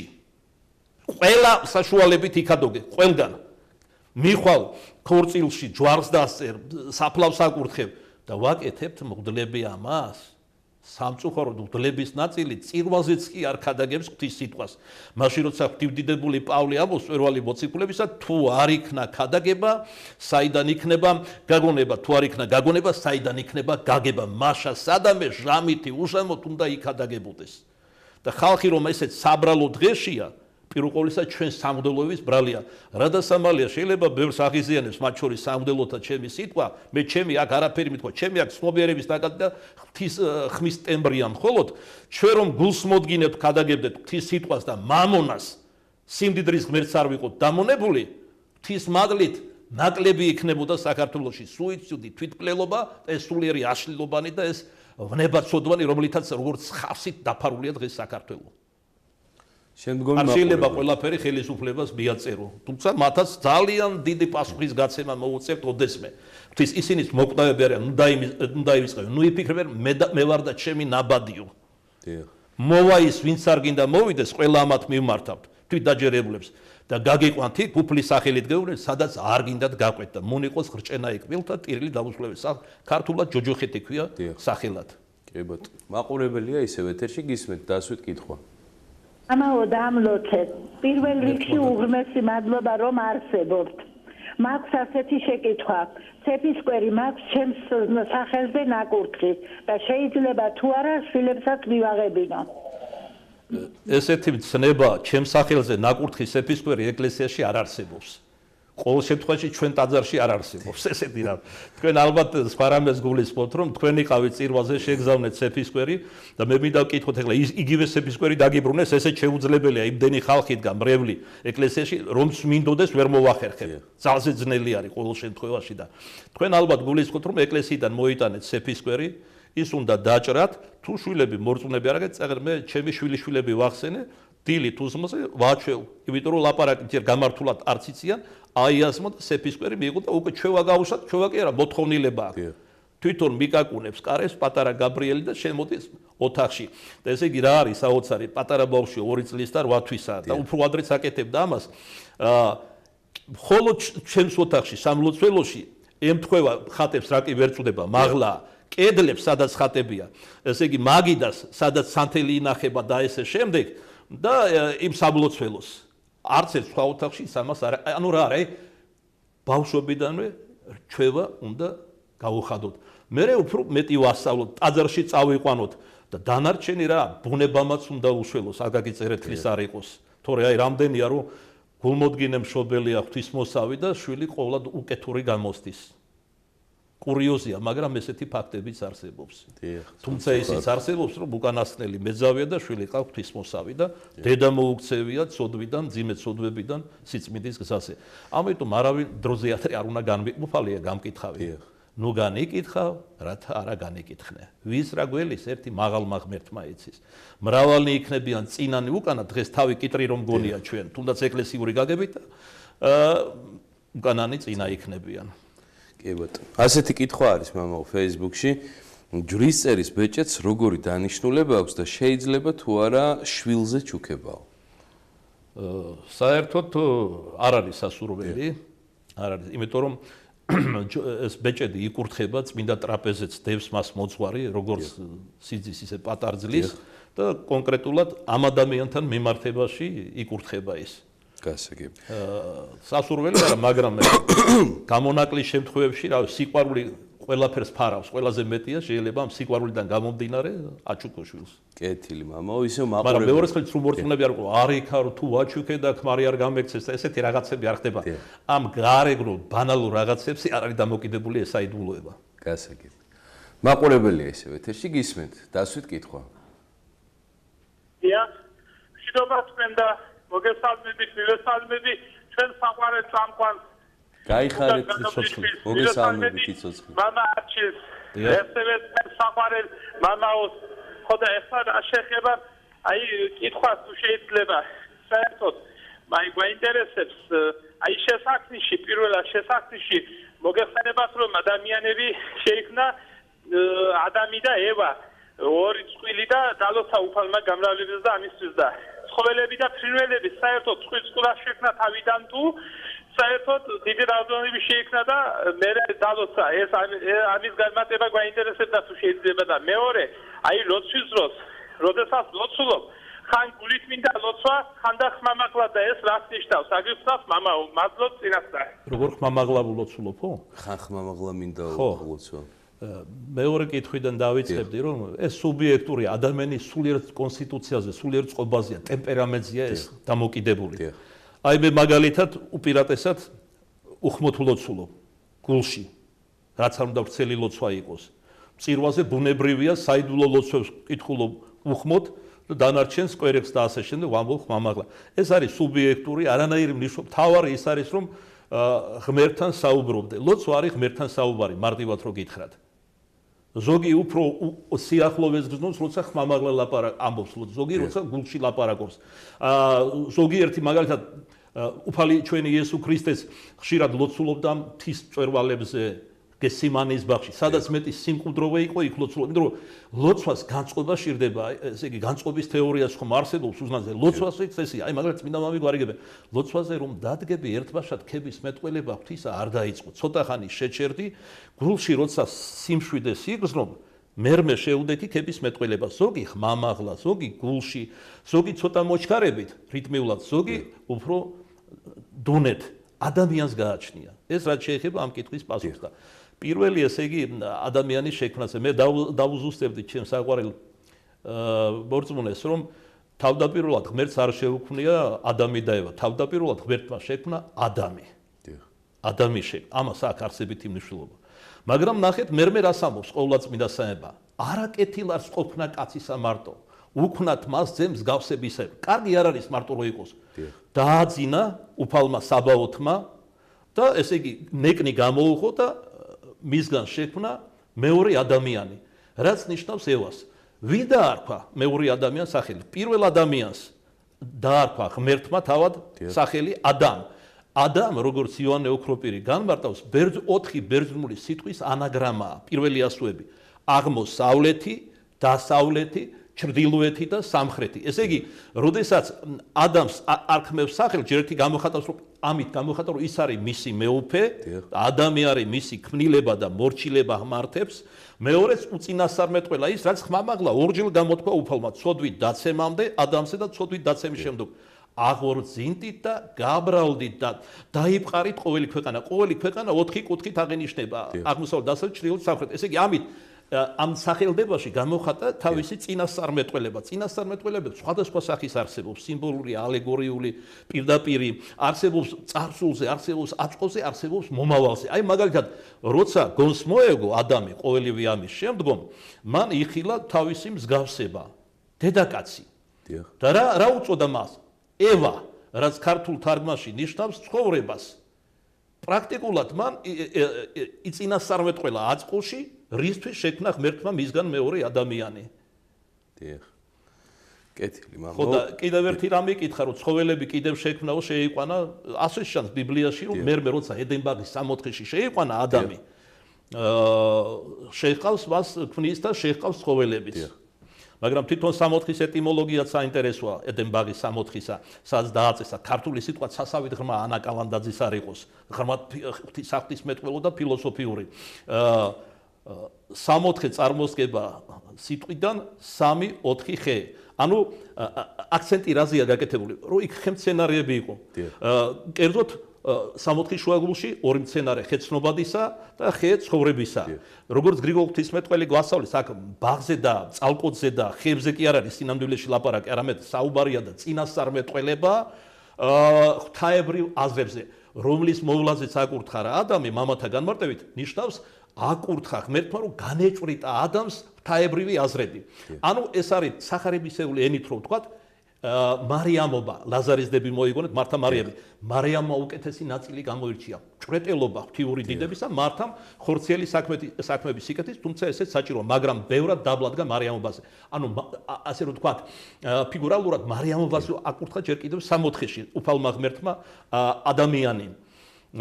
ის ორი ხე, რომელიც სამოთხის შუაგულში აღმოაცენა, უკვე იმით რომ შუაგულში აღმოჩნდა ცენტრალური აზრები იყო, ღვთაებრივი აზრები. კერძოდ რა, იმავე მამის გრიგოლ ღვთისმეტყველის განმარტებით, ხეცნობადისა შეესატყვისება და წინასწარმეტყველება იყო ღვთისმშობელ მარიამზე, ხე ცხოვრებისა, ძელი ცხოვრებისაზე, ანუ ჯვარი პატიოსანზე. ესე ხედავთ თქვენ, ქმნიდა და უკვე წინასწარმეტყველებდა, რადგან ღმერთისთვის არ არსებობს არც მომავალი, არც მარადიული აწვა ყოველივე. კეთილი. კვლავ მაყურებელი ყავს მამაო ეთერში. გისმენთ დასვით კითხვა ეთერში ხართ. მოგესალმებით. გაიხარეთ. საღამომშვიდობისა. მამაო არჩილ დამლოცეთ შეიძლება. თქვენი მოწვევა ამ გადაცემაში ჩემთვის ნამდვილად სიურპრიზია და დიდი მადლობა საპატრიარქოს ტელევიზიას. ახლა მინდა დავსვა ორი შეკითხვა. 28 მე მქვია მარიამი. და 28 აგვისტოს ზოგი მილოცავს ანგელოზის დღეს გილოცავო და რამდენად ისტორია მე პრაქტიკულად სხვა ქალბატონმა დასვარა ეს კითხვა, მე მქვია და რა დავირქვაო, მარიამი მიყვარსო და ესე მიხსენებენ, მე გაგეცით უკვე პასუხი. კი. იმიტომ რომ მარიამის პატივად ჟულის კანონის მიხედვით არავის არ ერქმევა მარიამი, არამედ სხვა მარიამის, თქვენ უნდა წაიკითხოთ დანარჩენი მარიამის, მარიამ მაგდალინელის, მარიამ ეგვიპტელის, კიდევ რამდენიმე მარიამია ცხოვრება და გული ვის მიმართაც გაგითვებათ, ესე იგი ის არის თქვენი მეოხი და მოძღვარს გარკვეული წესით, რაც უკვე აღიხსენით. მეორე კითხვა მაქვს კიდე თუ შეიძლება. ყოველდღე ვკითხულობ ღვთისმშობლის ხუთგზის დაუჯდომელი როა. დაუჯდომელი არ არის, ლოცვა დიმიტრი როსტოველისა. ეს არის აი სახარების იგავში როა. ყანა რო ყველაფერი რო გაყიდა კაცმა და ერთი მარგალიტის გულისთვის ერთი ყანა რო იყიდა, ისეთი დაპირებებია ამ დაუჯდომელში. მაგრამ ზოგი ამბობს რომ შეცდომებია და არ უნდა იკითხოთო და აი თქვენ უნდა დააზუსტოთ, ქალბატონო უნდა დააზუსტოთ რომელი ხუთგზისი ლოცვებია. არსებობს წმინდა დიმიტრი როსტოველის, რომელიც მეც ვთარგმნე სლავრიდან და სავსებით კანონიკურია და წმინდა დიმიტრი ერთ-ერთი ჩინებული ღვთისმეტყველია. მე არ ვიცი თქვენ რომელზე ლაპარაკობთ. თუ ამაზე ლაპარაკობთ, ეს სავსებით მისაღებია დიმიტრი როსტოველის. ლოცვები ხუთგზის. ხო და აი რამდენიმე არსებობს მეთქი და რომელზე ლაპარაკობთ. მე ვიცნობ წმინდა დიმიტრი როსტოველის, თავად ვთარგმნე მეთქი. თუ ამაზე ამბობთ, ეს სავსებით კანონიკურია. კი, ეგ არის მე ხო და მან და არაფერი ისეთი არ არის, რომ სდებოდეს ჩვენ სწავლებას.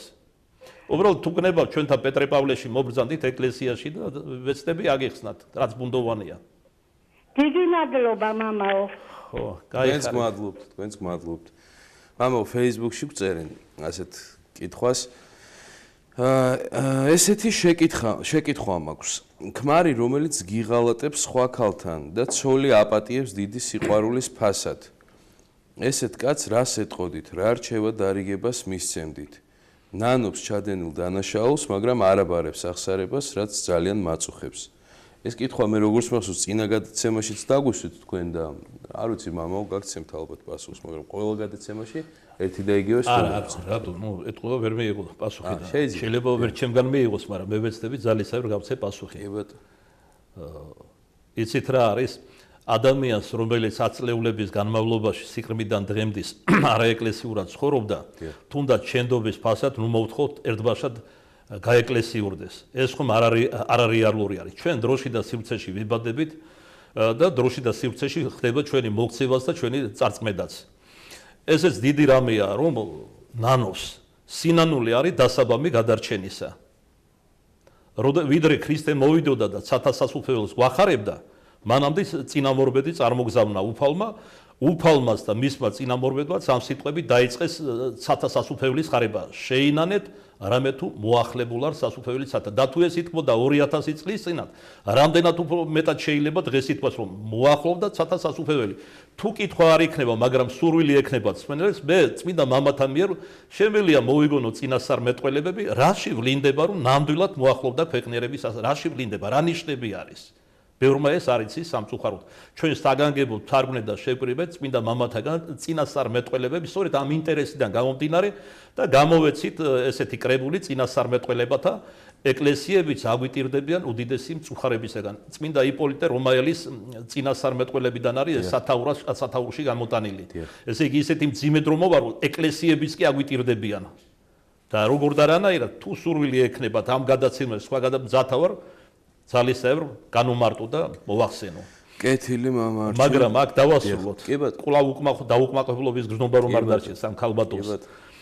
ჯერ ერთი რომ რას ვეტყოდი ასეთ მამაკაცს, ასეთ მამაკაცს პირველ ყოვლისა მე მეცოდება რომ ასეთ მძიმე დროში ცხოვრობს. როცა ნიაღვრებად მოედინება გარყვნილება, სოდომი, ნარკომანია და აღარ მინდა ჩამოვთვალო. როცა სიძვას კი უკვე პრაქტიკულად აღარ იწმება, ცოდვა და ჩემთან მოსულდა მშობლები და მადლობა სირავენ ღმერთს, რომ შვილი არ აყავს სოდომიტი დე იყოს მეძავი. არ გაგიკვირდება მშობლის ესეთი ნარკო, მაგრამ ამ ძიმე მდგომარეობა. მერმე გაგიფრთხილეთ თქვენ რომ ასეთი სულგზელი ადამიანი ბრძანდებით და ასე გიყვართ რომ ეს ძნელად საპატიებელი ცოდვაც პატივმოყვარეობიდან და სხვადასხვა მიზეზებიდან თუნდაც სიყვარულიდან ძნელი საპატიებელია. მაგრამ თქვენ თავში ხო ნახეთ ეს ძალები და მიუტევეთ. მან მიიღო ეს შენდობა და ნანობს ამას. ამიტომ ვევედრო თუფალს რომ შემდეგი ნაბიჯი გადადგას. შემდეგი ნაბიჯი არის გაეკლესიურება. როგორც მოციქულის იაკობის პირით ამბობს უფალი ღმერთი, მომიახლოვდით და მოგიახლოვდებით. წინააღმდეგით ეშმაკსა და განვალს თქვენგან. ისო რომ ეს ღვთის მადლით მოხდება არა ერთბაშად, არამედ თანდათან თქვენი ლოცვით და მისი სინანულით. დასაბამი უკვე სახეზია როგორც თქვენ ბრძანეთ. მაყურებელი გვყავს ისე მამარჩი ხაზზე, გისმენთ, დასვით კითხვა ეთერში ხართ. გისმენთ? ეთერში ხართ. სად კითხვა? დიახ, დასვით კითხვა. დიახ, მაინტერესებს ის შვიდობა მოგესალმებით. მოგესალმებით, გაიგე. მაინტერესებს სამების არსი, აი სამება ხო ერთ არსია და ის გმობა მიგეტევებაო ასე ამბობენ და სულიწმინდის გმობა მაინტერესებდა სულიწმინდის გმობა არ მიგეტევება ადამიანს უფლის გმობა მიეტევება. გასაგებია, დიდი მადლობა კითხვისთვის. ყოვლადწმინდა სამებაზე იკითხა? დიახ. ყოვლადწმინდა სამება დიახ არის, როგორც თქვენ ბრძანეთ, ერთარსება, სამპიროვანი ღმერთი. აი მაგალითად, უფრო თვალსაჩინო რო გახდეს, მზე, ნათება და სითბო. სამია, მაგრამ ერთია, მაგრამ სამია. ეს ანთროპომორფულად, ადამიანურად განმარტავთ ამას. ამ საიდუმლოების წვდომა და ახსნა ჩვენ ადამიანებს კი არა, თვით დიდ ღვთისმეტყველებს არ ძალუց, როცა ესეთ ჯურმულებში მიდიან ღვთისმეცნიერებისა და იდუმალთმეცნიერებისა, ისინი ამბობენ, აწ დავდუნდებით. იმიტომ რომ ადამიანის გონება არის შეზღუდული. ჩვენ ამას ვიღებთ რწმენით და არა ლოგიკური აზროვნებით და ესე შემდეგ. ეხლა ზოგიერთი კითხულობს, რატომ იდიდება ჯერ მამა, შემდეგ ძე და მერმე სულიწმინდა, თუ ერთ არსია. ჯერ იმიტომ რომ ადამიანური ენის უძლურების გამო ჩვენ ერთდროულად ეს არ შეგვიძლია გამოვხატოთ.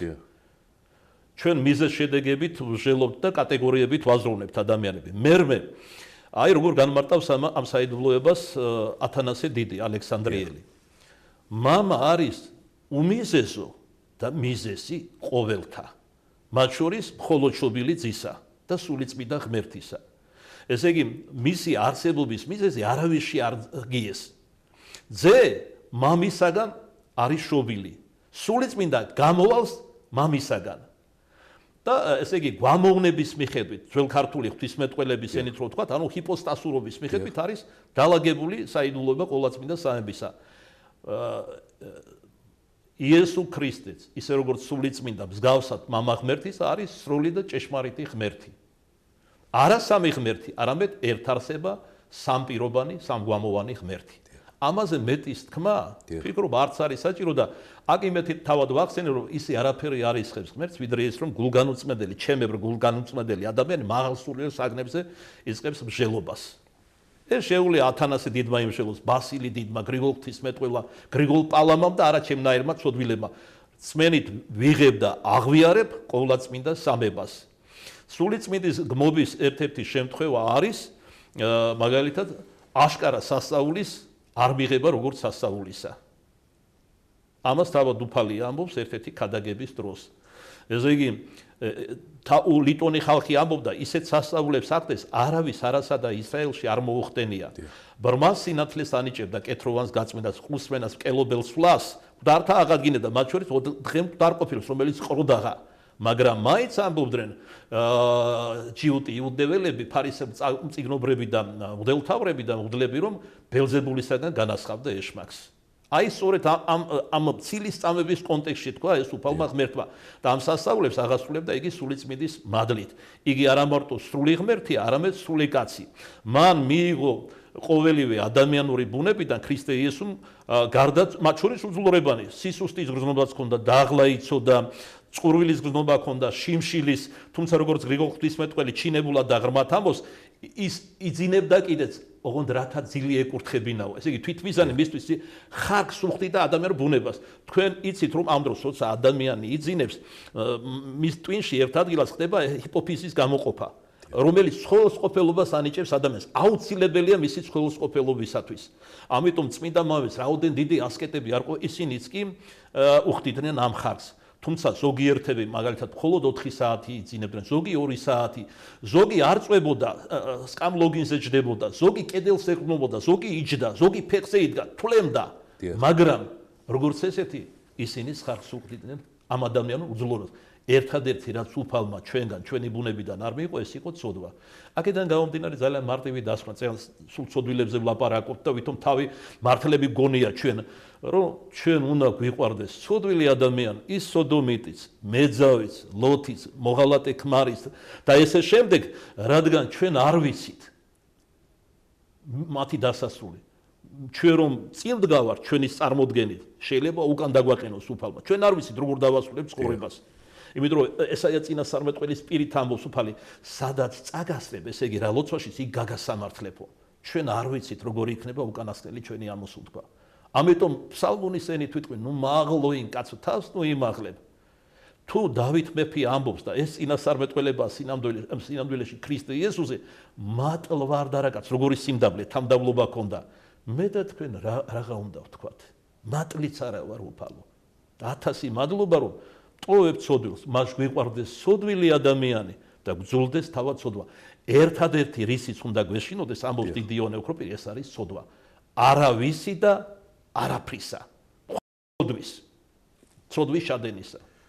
კეთილი მამაო. არავინ არ უნდა განვიკითხოთ. დიახ.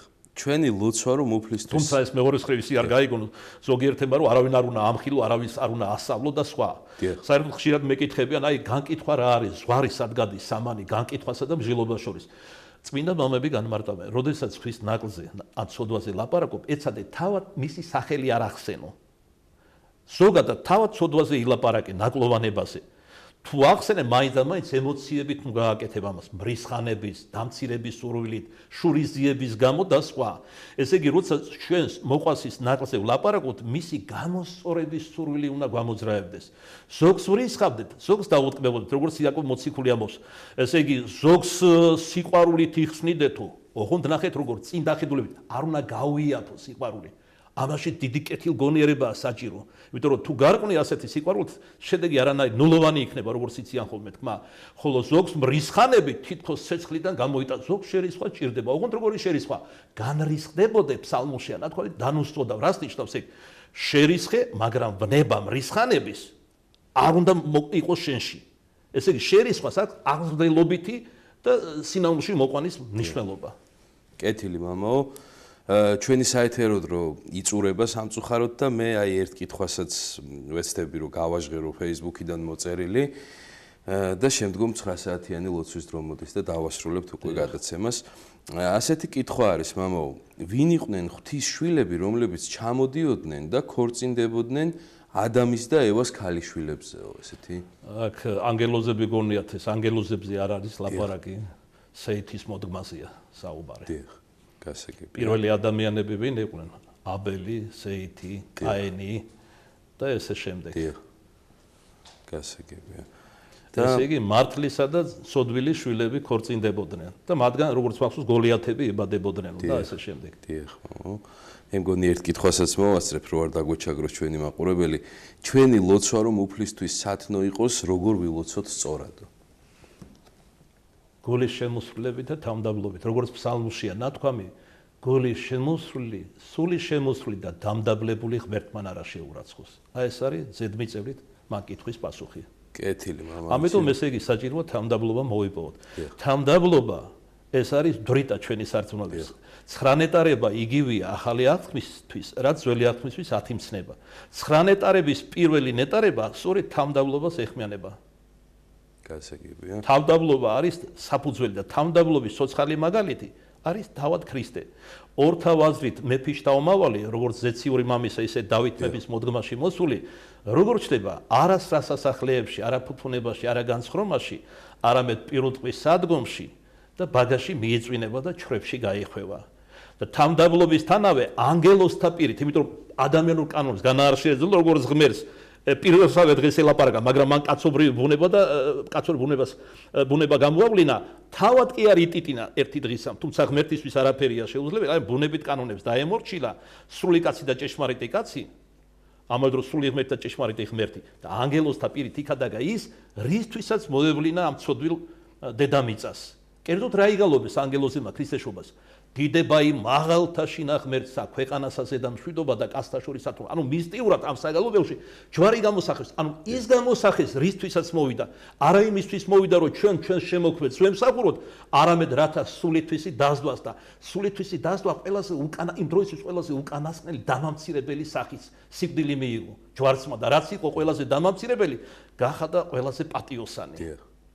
აი ეს არის მადლი და ძალი ჯორისა. ეს არის უკიდეგანო თავმდაბლობა ჩვენი უფლისა იესო ქრისტესი და ამიტომ ჩვენი ცხოვრების წინამძღვარს უფალი იესო ქრისტეს უნდა ვბაძავდეთ და ვბაძავდეთ პიროყოლისა თავმდაბლობაში. ამინ. მეტადრე ქართველები, რომლებიც ცნობილი ვართ ამ პარტავნებით. დიახ. დიდი მადლობა მამა, ასეთ საინტერესო და ამომწურავი საუბრისთვის. აგლოცეთ, დაუცეთ ჩვენი მაყურებელი და ძვირფას მაყურებლებს შევახსენეთ, რომ ჩვენი სტუმარი ჩვენი დღევანდელი პირდაპირ ეთერის კითხვებს პასუხობდა თავთა მოციქულთა და პეტრესა და პავლეს საეკლესიო კომპლექსის წინამძღვარი დეკანოზი არჩილ მინდიაშვილი. მე გუგამ გალობლიშვილი გახლავართ და თქვენ შეგიძლიათ ესე იგი ჩვენი გადაცემები ნახოთ პარასკევს 13 საათსა და 30 წუთზე და სამშაბათს 10 საათსა და 10 წუთზე. ხოლო ჩვენი შემდგომი გადაცემა პირდაპირ ეთერში გავა ხუთშაბათს, შემდგომ ხუთშაბათს საღამოს 8:30-ზე. გემშვიდობებით, დროებით.